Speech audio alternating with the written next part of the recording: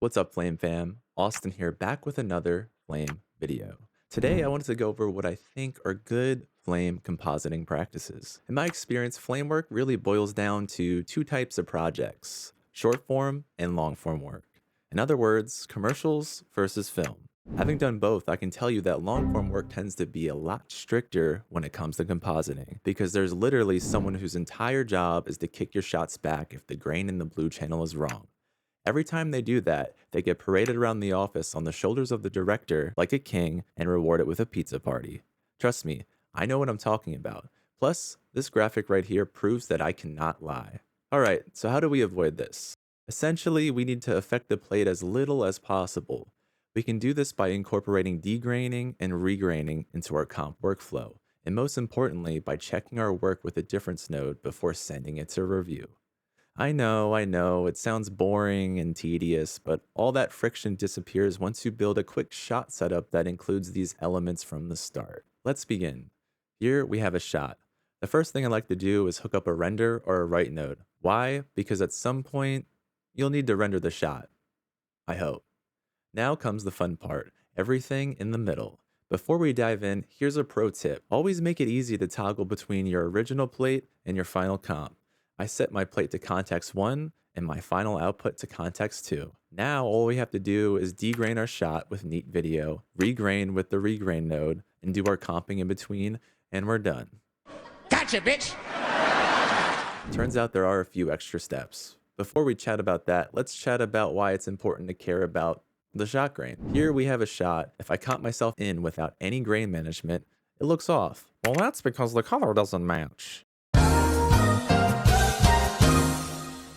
Here we have a shot. If I comp myself in without any grain management, it looks off. Why? Because there should be grain going over me like this. So in order to do that, we need to degrain and regrain the shot. Generally, it's best to do your denoising in a log color space. You can do this by using the input transform feature in a color management node. Set the input color space to match your plate. Mine's rec, so I'll choose rec. If yours is linear, choose linear. Then set the working color space to log. Next, we'll use another color management node to return the shot to its original color space. To do this, duplicate the color management node, hook it up, and hit invert. Now, because we're good flame artists, we'll check our work with the difference node. If done correctly, the result should be solid black, and it's not. What the fuck is wrong with you? In order to fix this, hop into your first color management node and switch it to 32-bit. That should minimize any data loss. It's normal to lose a little information in the highlights if your plate is a full range linear shot. Now that we got the log conversion set up, we can denoise our shot. It's a good idea to pre-comp the denoise for speed. Now if we want to add the grain back, we can just use the match grain node. Oh, you don't have match grain because your studio's on an old version of Flame?